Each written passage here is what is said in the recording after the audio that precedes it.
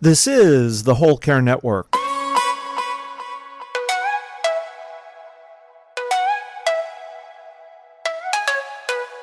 Helping you tell your story one podcast at a time. Content presented in the following podcast is for information purposes only. Views and opinions expressed in this podcast are solely those of the host and guest and may not represent the views and opinions of the Whole Care Network. Always consult with your physician for any medical advice, and always consult with your attorney for any legal advice. And thank you for listening to the Whole Care Network.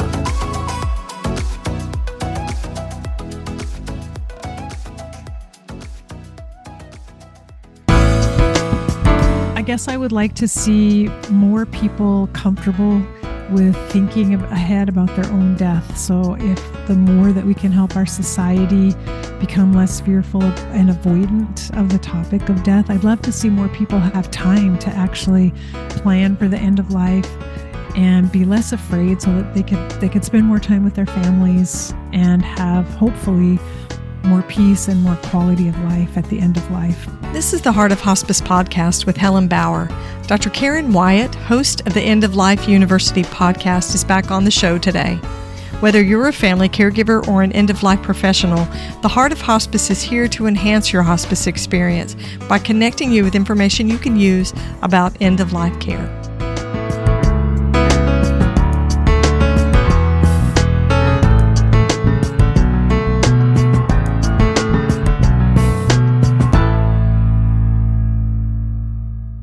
This episode of The Heart of Hospice is sponsored by Odonata Care.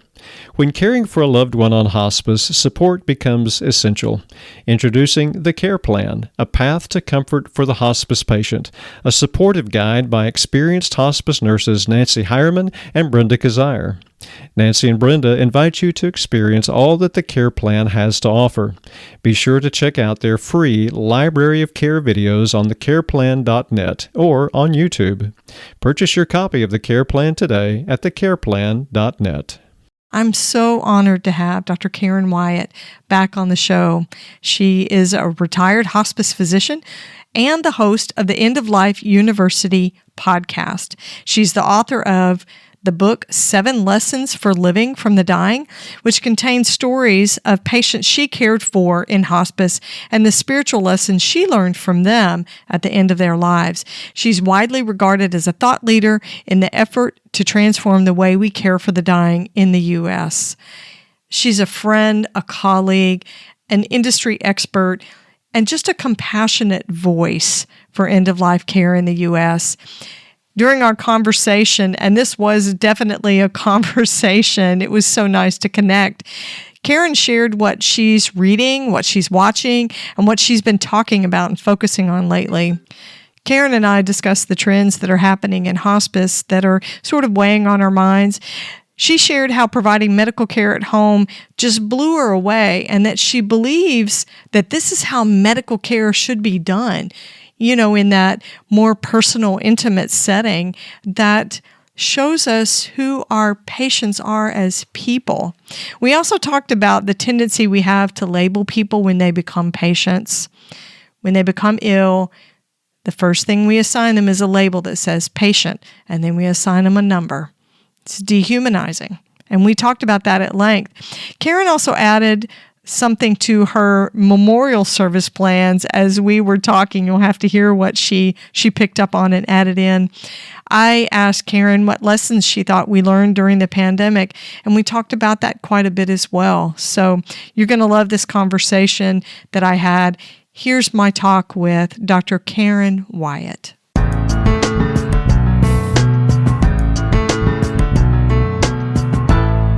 Karen, it's so great to have you back on the show. Welcome. Thank you so much, Helen. It's so nice to have a chance to talk with you again. It's so good to connect with another end-of-life professional, but also another podcaster, because it always makes the interviewing and the conversation seem so much easier. Yeah, it's true, because we're both comfortable behind the microphone, and that really helps a lot. Absolutely. So I'm going to start out with a personal question, just an icebreaker question that I didn't send to you so we can just chat for a minute. We've already talked about grandbabies, which is wonderful. So what are you reading these days? You reading anything good? Well, let's see. I'm trying to think of what I've read most recently because I haven't been keeping up very well with my reading, just because I have a new grandbaby on the way and I'm doubling up on all my work to try to get ready for the baby. So I'm trying to think of what I last read. Oh, I read a book for an interview I did on Lewy body dementia I honestly didn't know very much about that topic. So it was a memoir written by Mary Lou Falcone about taking care of her husband with Lewy body dementia. Interesting. That is a challenging diagnosis. We had a guest on a while back, and her wife had Lewy body dementia, and the behaviors are pretty unpredictable, and it's unlike some of the other types of dementia. Yeah. And we talked about how difficult it is to diagnose. So a lot of patients don't get the diagnosis until they're very far along with the symptoms because it mimics other diseases, but it comes and goes and fluctuates. So yeah, it was an interesting conversation and a very good book. So that's the latest thing I read. What about you? What are you reading? Oh my gosh. I have this stack of books next to my bed that's all about end of life and grief and death and dying. And I thought, you know what? I need a break from that because it's the talk that I have all day long with work and all the social media interactions that I have and the articles that I read. It's all related to the death space. So I thought I'm going to try to get something different. And so I pulled some fiction books. And what I found is I'm very interested in World War II and the Holocaust, which is not like an uplifting, cheerful topic, but I do like historical fiction. So the last book I read was about a multi-generational family who had lost almost everybody in the concentration camps. I don't know that it was encouraging or uplifting, but just something a little bit different to get my head out of death and dying, at least as far as end-of-life work goes. Yeah, exactly. I know I've been searching for some fiction, trying to find my, where is it that I want to go with fiction, to read that will be entertaining, but like you said, to draw me away a little bit from these topics that we talk about all the time. So if anybody out there has recommendations for good fiction, you'll have to let us know. Oh, absolutely. So do you find yourself drawn to books that are related to your work most of the time? Always. I always see titles and I think, oh gosh, I have to read that book. I have to read that book about grief. I want to read that person's memoir. I need to read that. I'm drawn to them, but at a certain point you do start feeling a little bit overwhelmed in the subject matter. Yeah. And I know like my husband and I watch movies and sometimes streaming series, and we get completely away from end of life issues there. And that's always a nice break. Yeah, I do the same thing. I think I find myself a little bit one-dimensional with my reading. I have a tendency, if I've got a colleague with a new book or I'm going to have a guest on, I'll order that book or they'll send it to me. And eventually I just think, is this all I'm interested in? Is this all I can focus on? So if I'm going to stream something on Netflix, I'll watch Will and Grace or Friends or Gilmore Girls just to get some humor and some light topics infused into what I'm taking in. Because it does get overwhelming, even if you're not at the bedside.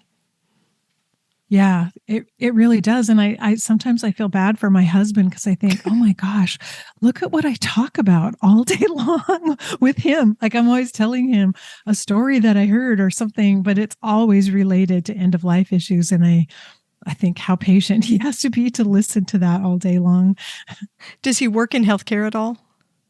Yeah, he is also a physician. He's retired now too. So he just patiently listens to me. So he doesn't ever say, I'm retired. I don't want to listen to you. I don't want to have anything to do with this anymore. No, he listens and then he goes and watches a movie about something completely different and to get away from me and my conversations.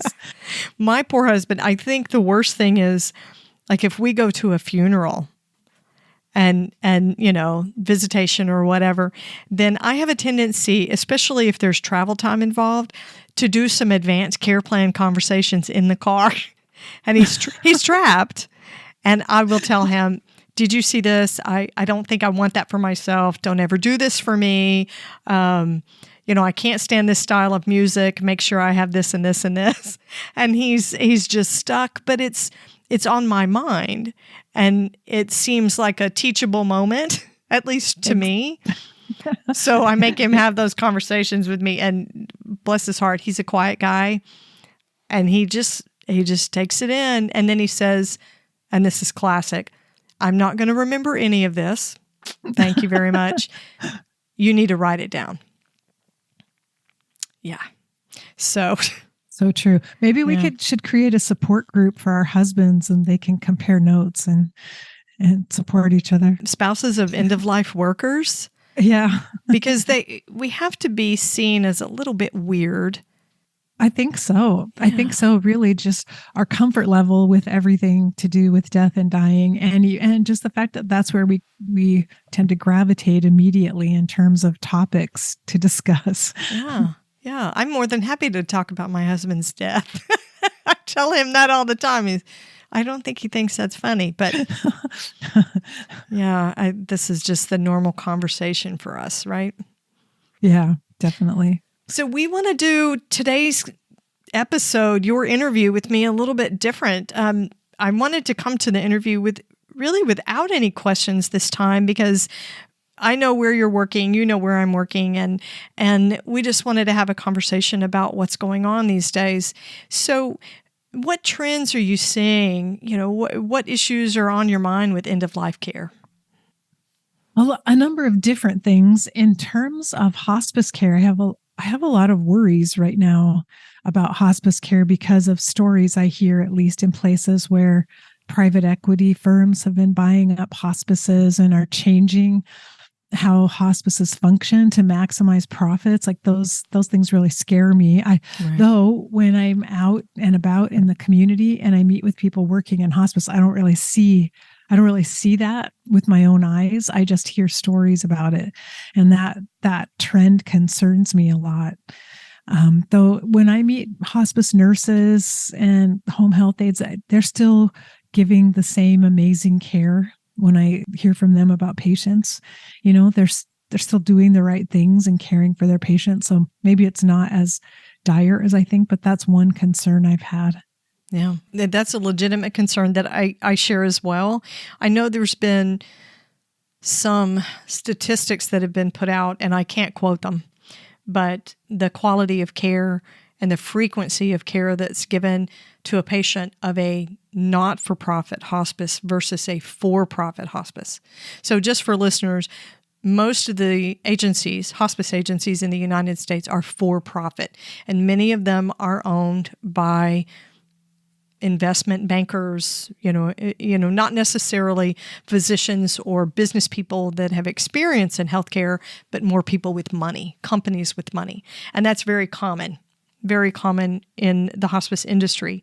And what people are finding now is that patients of not-for-profit agencies get more visits, more frequently. They are more satisfied with the care that they get. The quality of care is different. And I don't want to scare people away from for-profit agencies, because I think in a lot of areas of the United States, that's all you have access to. That's another issue in hospice, right? Is rural access to hospice is a huge challenge. And then when you couple that with the staffing problems that we have, people's choices are pretty limited. Yeah, it's so true. It's so true. You may live in an urban area that's kind of glutted with for-profit hospices everywhere competing with each other. But if you're outside that area, anywhere rural, it's likely that you won't have choices. You're lucky to have a hospice at all. Yeah, you sort of have to take what's out there. Yeah, that's true. And I don't I don't think it's healthy to create a mindset in people that only the not-for-profit hospice is worth anything, because I don't think that's true. I'm with you. If you talk to the people who are doing the grassroots work, the people who are at the bedside and out in the field, all that money stuff falls away. Mm-hmm. They're not in charge of those high-level decisions. They're only in charge of the quality of care that they're giving on a one-to-one basis. And I still have a lot of faith in that.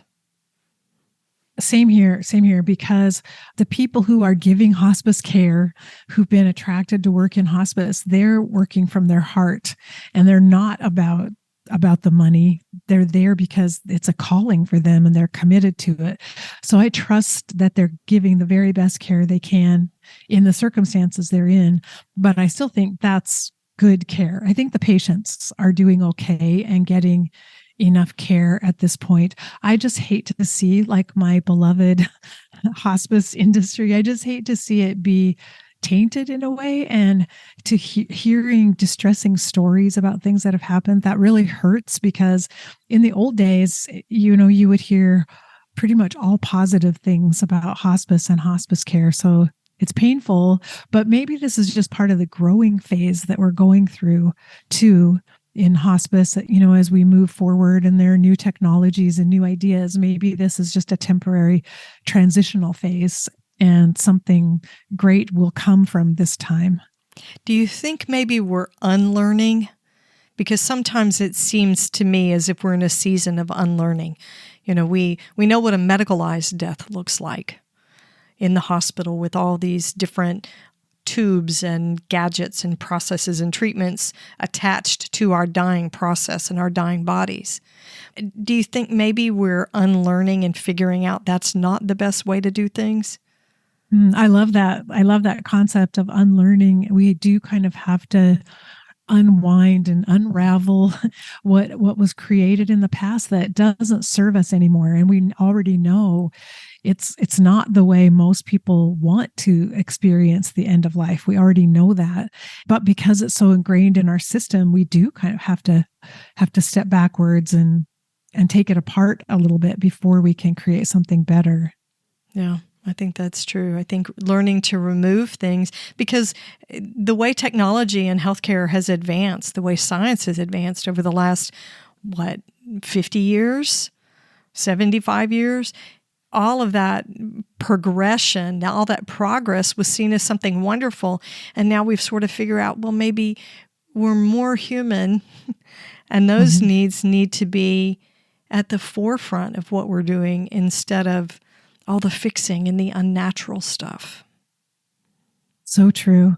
And there has to be a way to make space for something new. So that means sometimes we do have to remove parts that weren't serving us well. Yeah.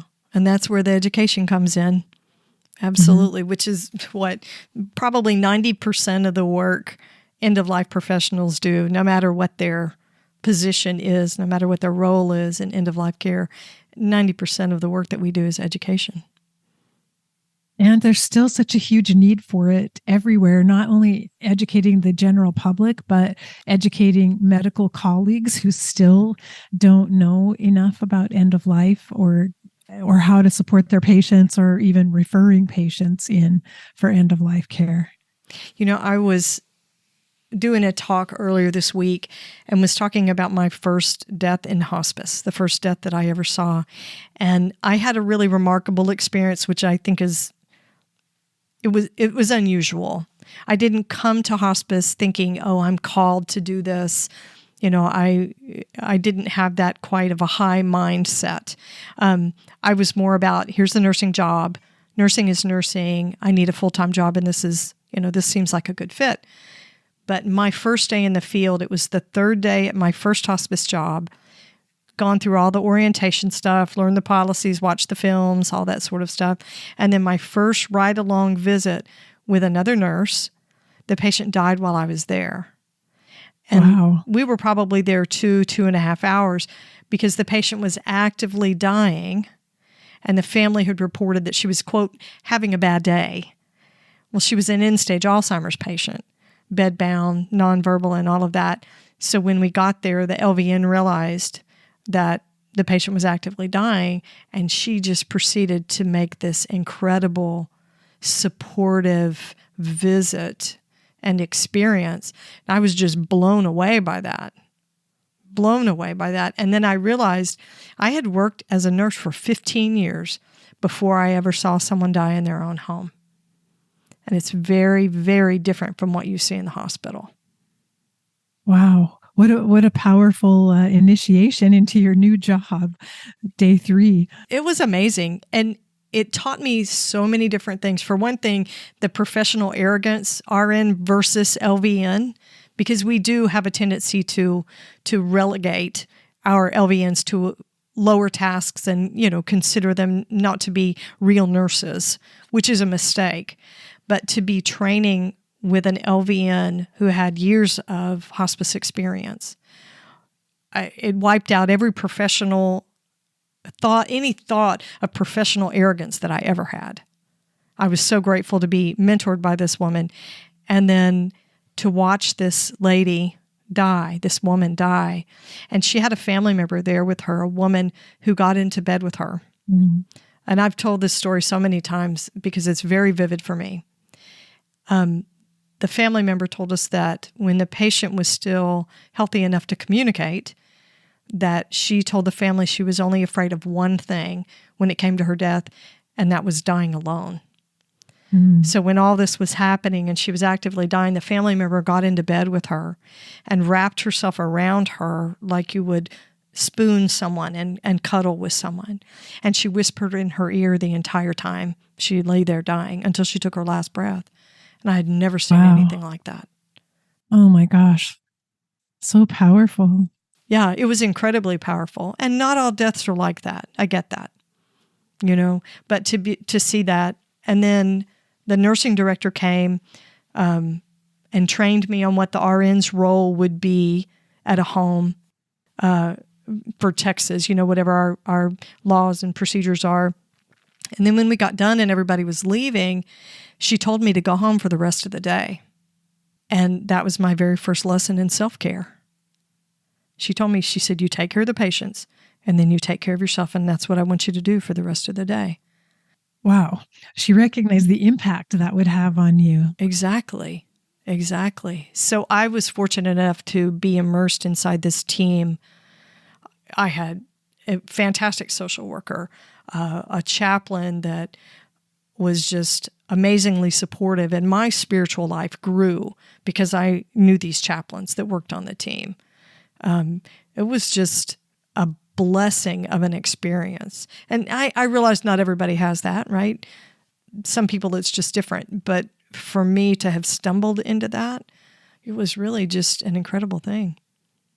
It's amazing. And I remember how blown away I was by the power of making a home visit to a patient.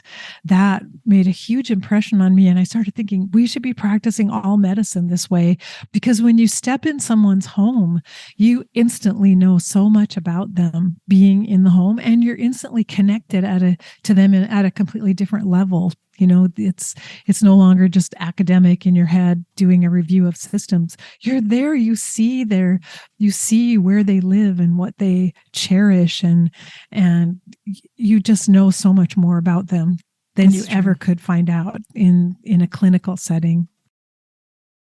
The Care Plan by Odonata Care has revolutionized the hospice experience by improving the standard of care.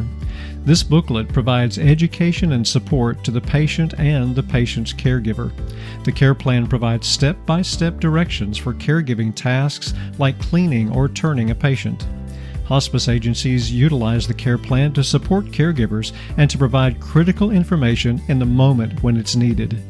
This helps reduce after-hours calls and gives hospice staff more time for patient care.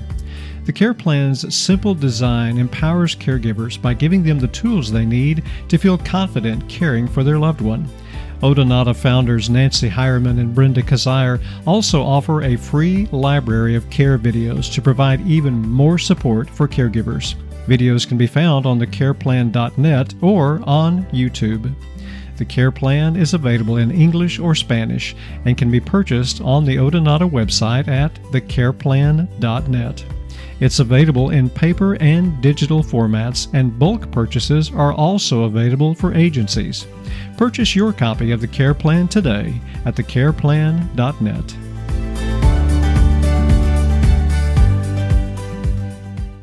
I was thinking about this the other day about when we admit a person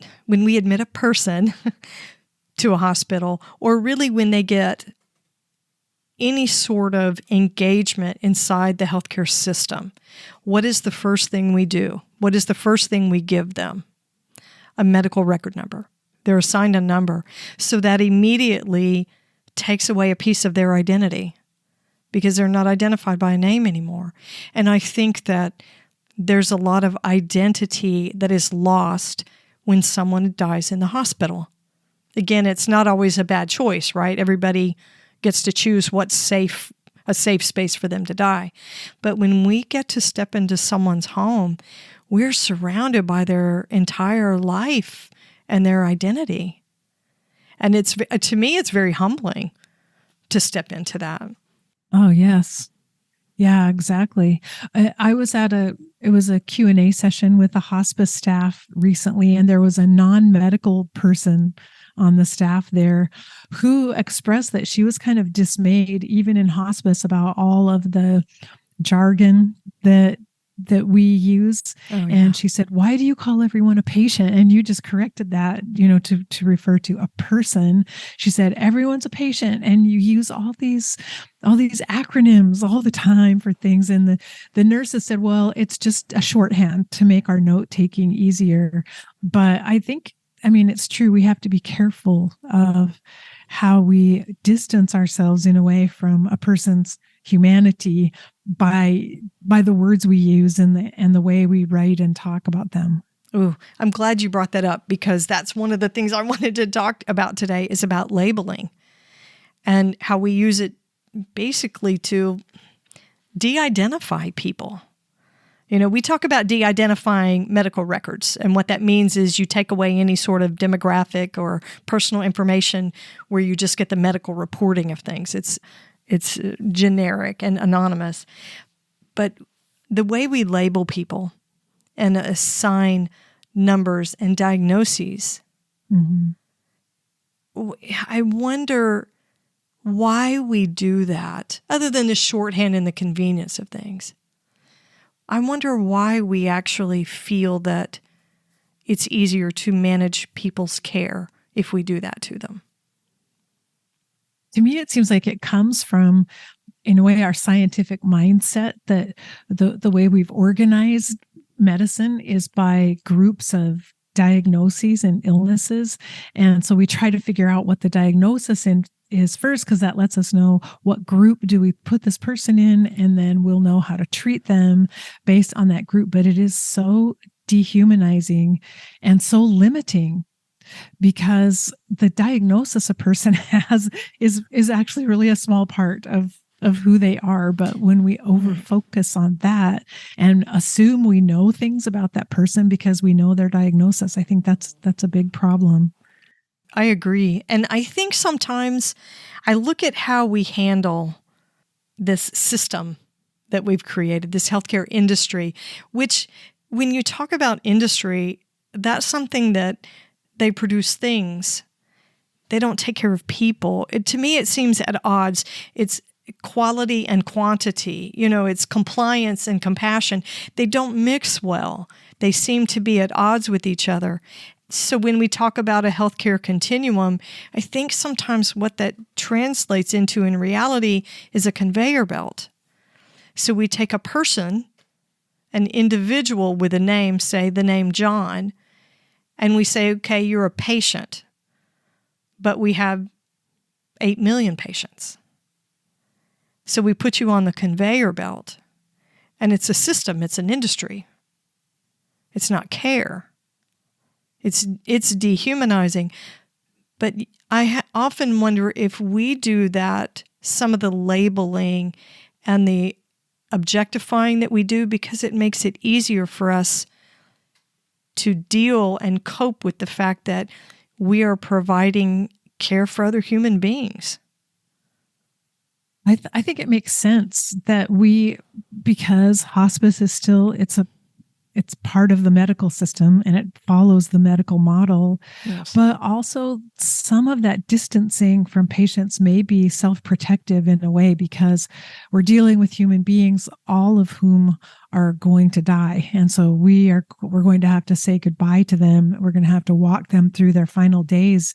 And if we resort to some of that distancing just to protect ourselves emotionally, I don't know what you think about that.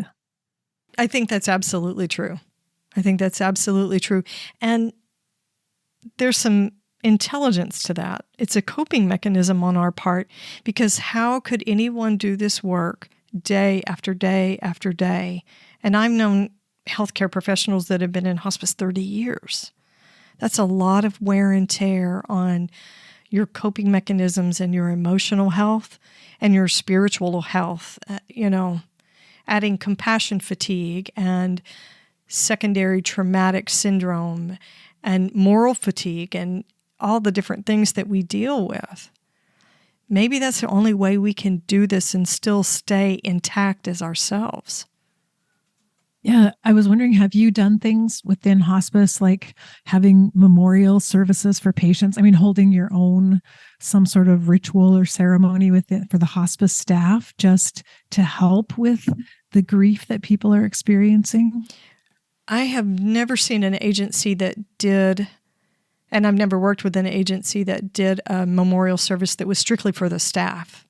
But I have seen these rituals in the IDT meetings that we have every couple of weeks, where they read out the names of patients that have died since the last meeting, and they would either light a candle or take a moment just to pause and acknowledge this loss, this space that's been created by the death of a patient.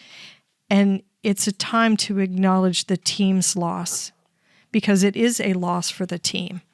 It's not simply a loss for someone else. And maybe that's the key right there, is to remember that it is also our loss to a certain extent. Yeah, I think we need to acknowledge that. And somehow in medicine, like, there's this unspoken directive that you're not supposed to get emotionally involved with patients. Therefore, you shouldn't feel a loss when someone dies. But how unhuman is that? Like, Yeah. of course we feel a connection with everyone emotionally. Yeah. We grieve with our patients and their families. Yeah, of course we do. And the ability to do that is what makes us good at what we do. Yeah. I just remembered I was visiting Crestone, Colorado, where there's an open air crematorium. They actually have a pyre, and they can do cremations outside in nature. Oh, wow. And so I was visiting there, and it happened that all the death care workers in the area were having a memorial at that site, at the crematorium site. And they built a fire, and they all brought things. They wrote things on paper that reminded them of patients they had cared for in the last year. And each person read something special from their paper and put it in the fire. And it was like, wow, it was so powerful and so beautiful, because it was this way of saying, this is what I've been carrying. This person died 6 months ago, but I've been carrying this memory of this person with me. And it was, a way to finally honor that and honor their grief, and then put the paper in the fire so that it could kind of return to the elements. Anyway, that was a really cool ceremony to watch. Yeah, that's beautiful. So I don't believe in the concept of closure, as in it's done and it's finished somehow. That word doesn't ever seem to settle. I think more of completion. Completion to me says it's come full circle, and you've held it, you've experienced it, and then you set it aside. It's somehow still there through memory, muscle memory and emotional memory. But to create a ritual like that, I love that. It reminds me of not the floating lanterns, wish lanterns. Oh yeah. If you've ever done one of those, I did one for a friend of mine that died. I just did it personally, by myself. It wasn't part of a ceremony or anything. It was just a personal ritual. And it had a great deal of meaning for me. Is it one that floats up into the air like a... Yeah. It's composed of paper and a lightweight wooden framing. And then it has a little cell on the bottom of it that you light. And as the heat of the little cell lifts up, it raises the lantern. And so it rises into the air. It's a beautiful thing. I love that. Now I'm going to put that down because I want that to be part of my funeral. I just decided. I love that idea. Oh, it's really pretty. My sister found these wish lanterns several years ago, and I don't know what gave her the idea, but for New Year's, she decided that we should all do wish lanterns together. And we did. Each of us had a wish lantern, and we went out after dark, really close. It may have been New Year's Eve. And we each released a wish lantern. So here was this group of our wishes and our dreams that we had attached to these wish lanterns, and all of them rising up into the nighttime sky. Oh, wow. It was very moving. Incredible. Very moving. Okay, I have to do that. No, I love it. I love it. And to do it with your whole family, that's really beautiful. And a fairly simple ritual. I like the idea of the floating lanterns too, which I think is a Japanese ritual from Japanese culture. And just the thought of that floating, being borne away somehow. Mm-hmm. Very similar to what you were talking about, where the hospice folks were writing a memory of a patient and then burning it, allowing the smoke to rise up. Yeah, that's really beautiful. Yeah, very symbolic. Oof, I like rituals. I do too. I never realized, I think until the pandemic took all of that away from us, I don't think I realized how important they were. Yeah. Yeah, when you think back of what's happened over the last few years, and maybe as much as any new technologies we have, the pandemic has kind of shaped where we are right now also in a powerful way. We're trying to figure out, what do we hold on to? What do we go back to? What's most important to us in giving care to people? What do you think were the lessons of the pandemic for end-of-life caregivers? I think, for one thing, the pandemic brought grief out of the closet a little bit, because I've never seen so many people in the general public and the media talking about grief ever before. I think it was phenomenal that people suddenly woke up to the fact that everyone around you is grieving. Like, you have to assume that anyone and everyone is carrying some sort of grief with them. And I think it's the first time, at least in my lifetime, that has been so visible. And so I think that was one of the really powerful lessons. I think we learned just how important being able to be together at the end of life is, and being able to be with our loved ones, and what a tremendous loss that was when it wasn't possible. I agree. I think the pandemic taught us lessons about who we are as grievers, and that there are things that we grieved that we didn't know we could lose, a sense of safety, a sense of security, the importance of togetherness and the impacts of isolation, and not just on people who were considered patients or their caregivers, but on the people providing the care. Such an impact on us. We realized that we could be what I call professional grievers. And there was a global conversation about it. I love that I think we talked more about grief on the podcast that last year of the pandemic than we were talking about death and dying. Yeah. And I love the idea that we became aware of communal grieving, because, there were a lot of us who didn't suffer a personal loss. Like, no one that I know and loved died from COVID during the pandemic. And yet I've never felt so much grief, collectively, for all the suffering that was happening all around the world and all the stories that I was hearing. And I felt like it had the potential to bring all of us closer together. I'm not sure that was the outcome. I mean, some of us. Did that actually happen? Seems it hasn't hasn't panned out that way. But there was a time when there was just this amazing recognition of kind of globally of what other people were experiencing.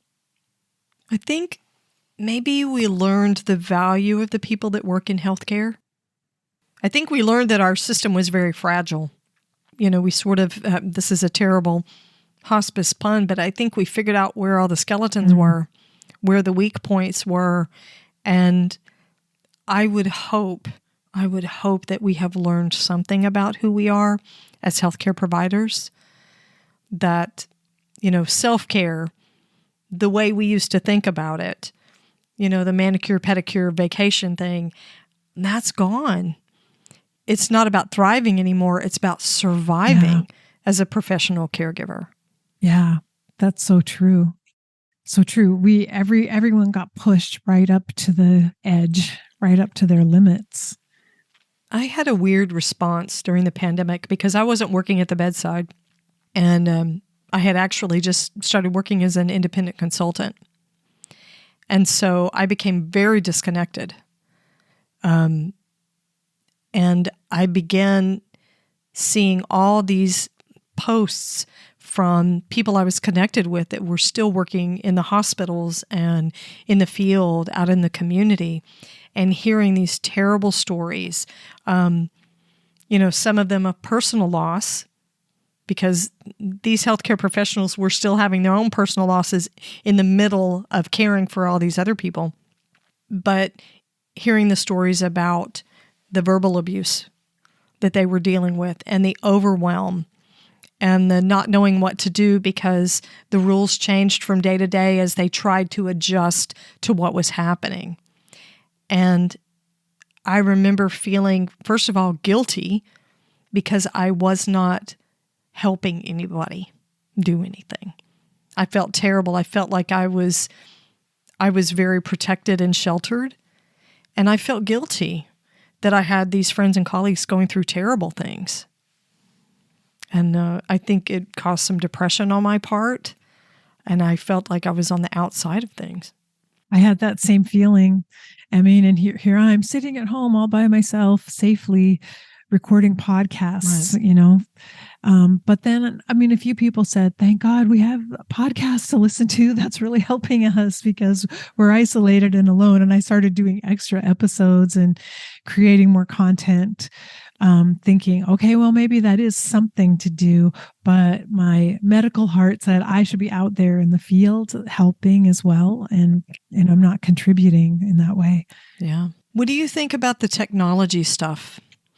We expanded our use of technology and remote connections with our patients and families. What do you think about the use of technology when it comes to end-of-life care? I'm actually feeling excited about it and optimistic because one of the other big problems we're looking at is just the shortage of providers. And it seems to me if we utilize technology in the right way, it can help us deal with the shortages in certain areas and thinking about rural areas as well as having a way to at least have a face-to-face encounter. And I think, pretty much everyone got comfortable using Zoom during the pandemic. And so we did. I found you can still have some really good interactions with people over Zoom. And I think it's something new that we're learning to be good at and skilled at. But I think it will help make up the deficit in providers that we have. It doesn't really help for bedside care and nursing, but right. At least for outpatient care, I think it will be helpful. Yeah, I think there's definitely a place for it. I firmly believe that technology should never take the place of touch. And in end-of-life care, that personal presence, personal touch matters so much. But I think we can leverage the technology to where it's useful, to shorten the distance between us. And rural hospice is a big thing. I don't talk about that much on my podcast. I don't know about you, but rural hospice care is a huge challenge in a lot of areas across the United States, so much so that legislation has been put into place, I think it's the Rural Hospice Act, because access is so poor in rural areas. But, Yeah, I think we've gotten better at leveraging technology, and I hope that families have done the same. Because if you are in the home with, say, your mom, and you've got brother and sister that live, 600 miles away, you can have a Zoom call when the nurse is there so that everybody's getting the same information. You can have a family conference with the social worker from your hospice team over Zoom. You don't have to have everybody in the same room. So I hope that we have gotten better about leveraging the technology we do have. Yeah, I think we have to use it as a tool and an asset. We can use it for good, and we don't have to despair too much about what if, about the negative aspects of it, but plan ahead and be creative about how might we use it to help us and to improve the care that we're giving, and instead of having it interfere with care. Yeah. I think if we think of it as something that adds value in and enhances things instead of something that takes away from our connection to our patients and our families. And a lot of it is free. So it's cost effective. Yeah, that's true.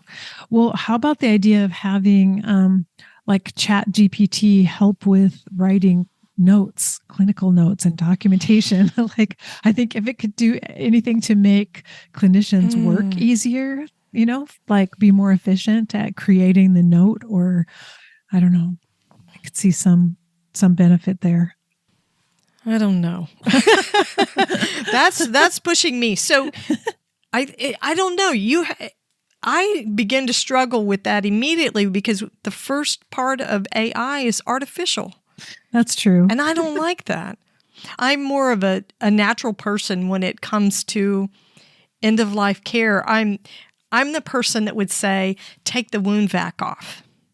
Get it out of the way, move the tubing, use fabrics instead of plastic chucks, take the rails off, make room for presence, leave space for intimate contact. I just can't get past the artificial piece of things. Mm-hmm. And I don't guess I trust it quite enough for documentation.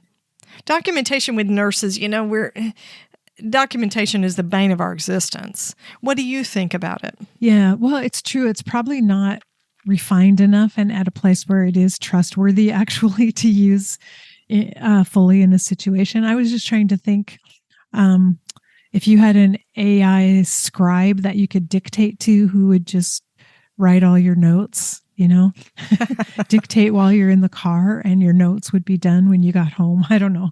I was trying to think, is there a way to shorten the burden of documentation somehow? But I'm not clever enough to think of how it would work myself.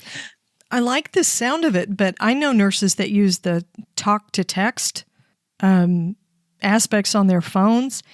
And what I have found in auditing as a consultant is that they don't proofread it. Mm. And so here I am as an auditor, I'm going through and reading it, and I'm like, I don't know what in the heck you were trying to say, but this makes no sense. And it wouldn't make sense to anybody. So I know that the nurse did not proofread it. Yeah. I think it's easy to become reliant on apps and software and things like that, so that we sort of let go of some of our responsibility and our own accountability for making sure that it's accurate. Yeah, that's true. I think that would be easy to do. One positive use of technology that I've been reading about is, say for an entire clinic full of patients, setting up an AI that has an algorithm that will trigger to doctors a notification like this patient needs an end of life discussion because of these various factors that are happening and these changes. It's time to think about having a discussion.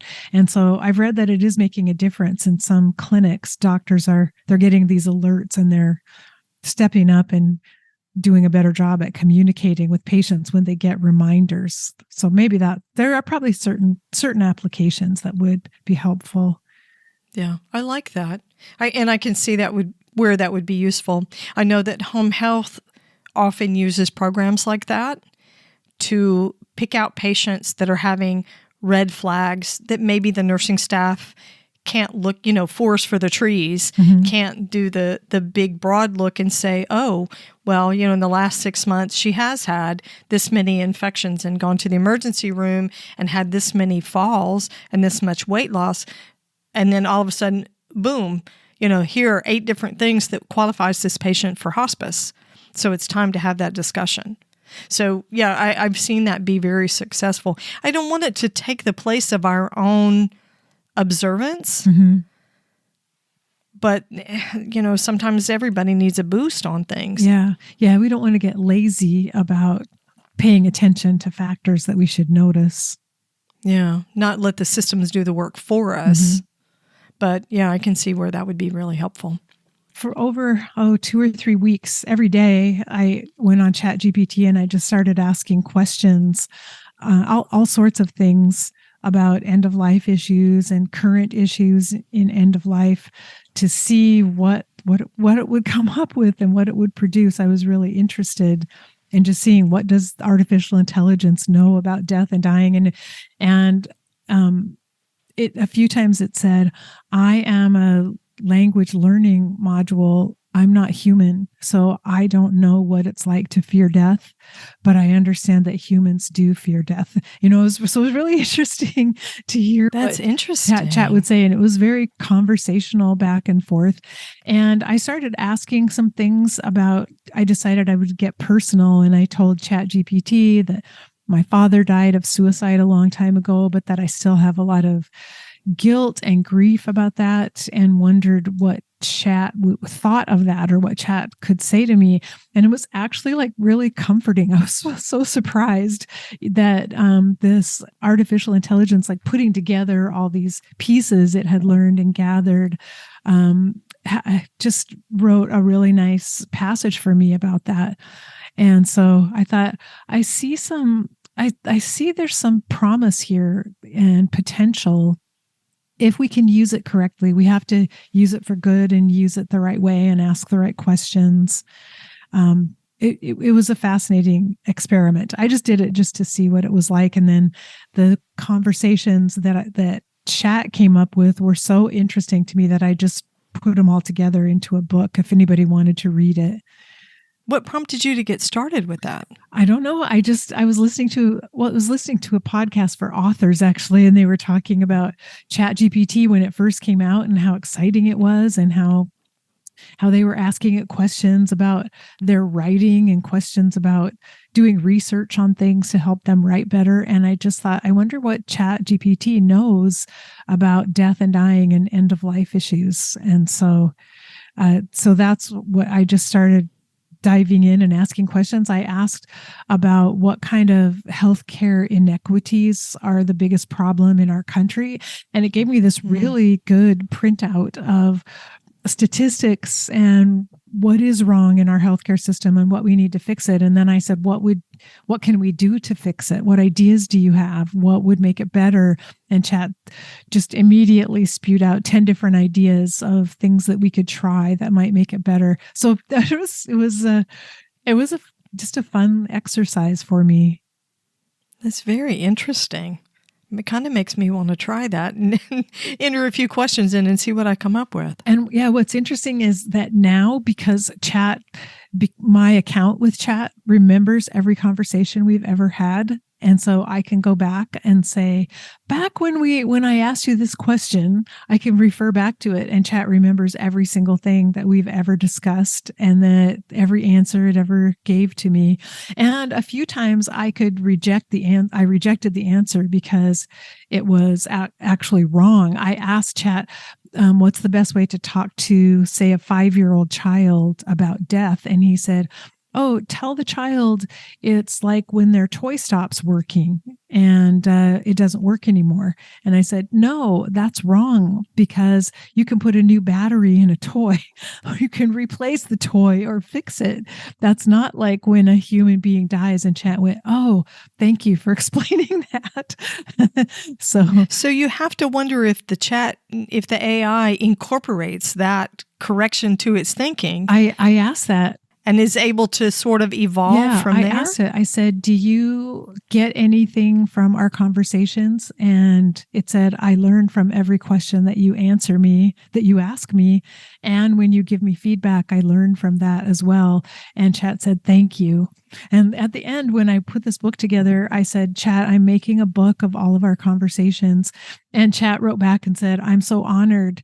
If this in any way helps educate people or helps people with their grief and pain, I'm honored to be part of it. It was like, it was kind of surreal, but yeah, I feel like maybe you need to get out of the house, I might Karen. need to. That's creepy. I've seen those movies back in the 80s where the house took, it was an intelligent house and it took over things. You're right. Well, I haven't talked to Chat for quite some time now, so that's good. Your relationship is on hold. Once I became a grandmother, I had other things to occupy me, so. But it was an interesting experiment. It was. Yeah. It was fun. And it sounds like the Chat GPT actually listens better than most humans do. Yeah. I hate to say that, but I think that's true. Karen, we need to find a place to close, but of course there's always so much to talk about. What would be number one on your wish list for end-of-life care these days?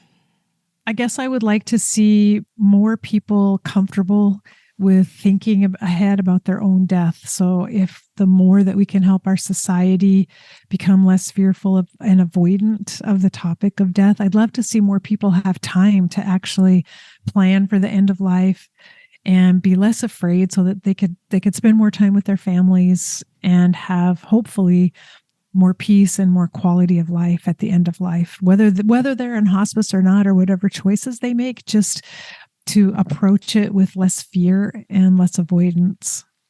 I love that. That's right up there on the top of the list for me too, I think. Well, Karen, tell my listeners how to connect with End of Life University. The best way is just to go to the website, eoluniversity.com, and there you'll find my podcast and books I've written, and that's the best way to contact me, also through the Contact Us page. Awesome. And your podcast is on all the platforms, so it's easy to find you. Yes. And so everyone who listens to your podcast can listen to mine, because people need more than one podcast. So we'll bring all our listeners together to enjoy our conversations. I like that. Karen, you're wonderful. It's so great to have you back on the show. Thank you, Helen. It's wonderful to talk with you too and catch up. To listen to the End of Life University podcast and to find out more about Karen, check out her website at eoluniversity.com. You'll find over 400 episodes of her podcast to learn from. Karen's books are all available on Amazon. Be sure to catch the next episode of the Heart of Hospice podcast. You'll find more episodes on theheartofhospice.com, and don't forget to follow us on your favorite podcast platform. You can connect with the Heart of Hospice on Facebook and Instagram, and send your questions or comments by email to helen@theheartofhospice.com. And remember, no matter who you are or where you are in your hospice journey, you are the heart of hospice.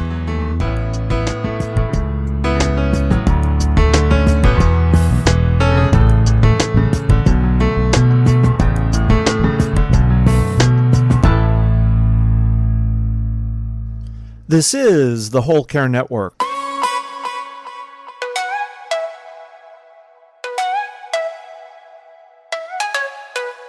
Helping you tell your story one podcast at a time.